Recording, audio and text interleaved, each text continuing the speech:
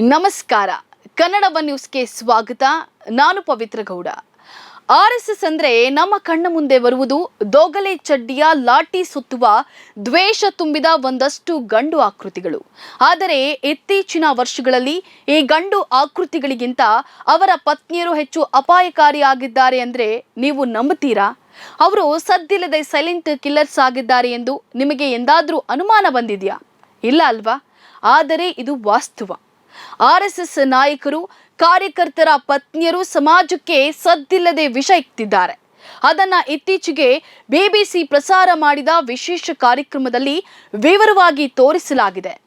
Fascist ಮನಸ್ಥಿತಿಯ RSS ಸುಮಾರು 98 ವರ್ಷಗಳಿಂದ ದೇಶದಲ್ಲಿ ಏನೆಲ್ಲ ಅವಾಂತರ, ಹಿಂಸೆ, ದ್ವೇಷಕ್ಕೆ ಕಾರಣವಾಗಿದೆ ಎನ್ನುವುದಕ್ಕೆ ಇತಿಹಾಸದ ಪುಟಗಳಲ್ಲಿ ಲಕ್ಷ ಪುರಾವೆಗಳು ದೊರಕುತ್ತಾ ಹೋಗುತ್ತವೆ.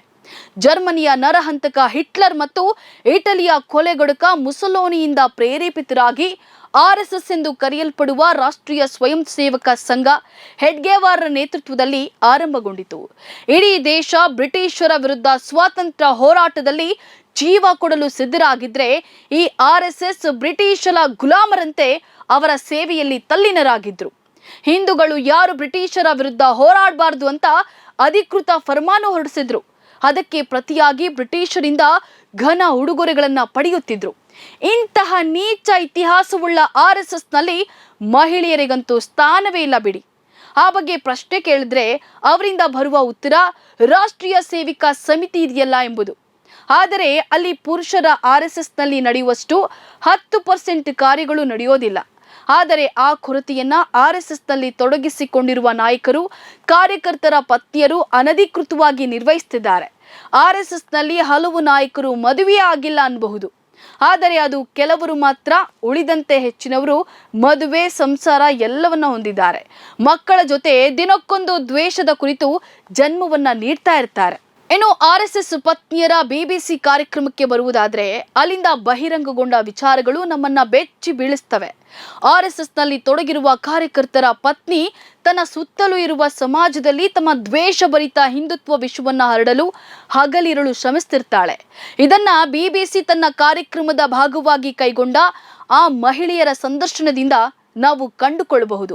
ತನ್ನ ನೆರೆಹೊರೆಯ ಮಹಿಳೆಯರನ್ನ ಒಟ್ಟುಗೂಡಿಸಿ ಹಿಂದುತ್ವ ನಶೆಯನ್ನ ಅವರ ತಲೆಯಲ್ಲಿ ತುಂಬುವುದು, ಮುಸ್ಲಿಮರಿಂದ ತಮ್ಮ ಮೇಲೆ ದೌರ್ಜನ್ಯ ನಡೆಯುತ್ತಲೇ ಬಂದಿದೆ, ನಾವು ಎಚ್ಚೆತ್ತುಕೊಳ್ಳದಿದ್ರೆ ಮುಂದೆ ಇನ್ನೂ ಘನಘೋರ ದೌರ್ಜನ್ಯಗಳು ನಡೆಯಲಿವೆ ಅಂತ ಅವರಲ್ಲಿ ವಿಷ ಬಿತ್ತುವುದನ್ನ ಈ ಆರ್ಎಸ್ಎಸ್ ಪತ್ನಿಯರು ತಮ್ಮ ಪತಿಯ ಸೇವೆಯ ಜೊತೆಗೆ ಧರ್ಮ ಸೇವೆಯೂ ಹೌದು ಎಂಬಂತೆ ಮಾಡ್ತಾರಂತೆ.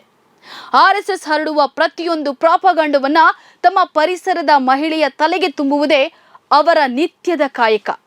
ಇದೆಲ್ಲದಕ್ಕಿಂತ ಗಾಬರಿ ಪಡಿಸುವ ವಿಚಾರವೆಂದ್ರೆ ಇದೊಂದು ವ್ಯವಸ್ಥಿತ ಸಂಚು ಎಂದು ಯಾರಿಗೂ ಅನುಮಾನ ಬರದಂತೆ ಇದನ್ನ ನಿರ್ವಹಿಸಿಕೊಂಡು ಬರ್ತಾರಂತೆ. ಇದೇ ಮಹಿಳೆಯರು ತಮ್ಮ ಪ್ರದೇಶದಲ್ಲಿ ಸಣ್ಣ ಮಕ್ಕಳಿಗೆ ಅಂಗನವಾಡಿ ರೀತಿಯ ಸಣ್ಣ ಶಾಲೆಗಳನ್ನ ತೆರೆದು ಅಲ್ಲಿ 2 ರಿಂದ 5 ವರ್ಷದೊಳಗಿನ ಮಕ್ಕಳಿಗೆ ಉಚಿತ ಅಕ್ಷರಾಭ್ಯಾಸ, ಊಟ ನೀಡುವ ನೆಪದಲ್ಲಿ ಮಕ್ಕಳು ಅಲ್ಲಿಗೆ ಬರುವಂತೆ ಮಾಡಿಕೊಳ್ತಾರೆ.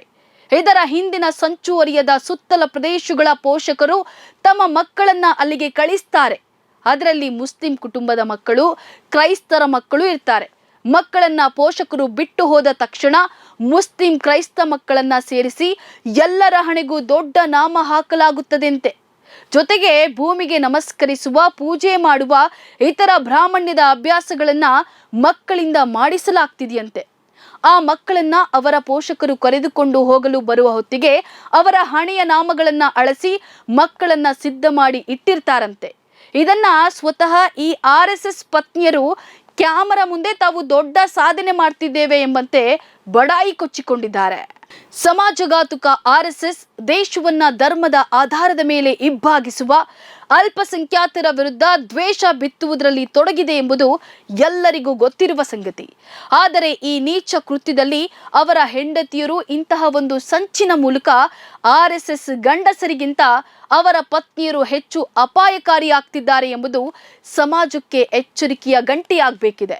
ಇದು ಸದ್ಯ ಮಹಾರಾಷ್ಟ್ರ, ಉತ್ತರ ಪ್ರದೇಶದಲ್ಲಿ ಅವ್ಯಾಹತವಾಗಿ ನಡೆಯುತ್ತಿದ್ದು ನಮ್ಮ ಪರಿಸರಕ್ಕೆ ಯಾವುದೇ ಕ್ಷಣದಲ್ಲಾದರೂ ಕಾಲಿಡಬಹುದು. ಅಥವಾ ನಮ್ಮ ನಡುವೆ ಇಂಥದ್ದೊಂದು ಹಸುಗೂಸುಗಳಿಗೆ ವಿಷ ಉಣಿಸುವ ಕಾರ್ಯ ನಡೆಯುತ್ತಿದ್ರೂ ನಮಗೆ ಗೊತ್ತಿಲ್ಲದೆ ಇರಬಹುದು.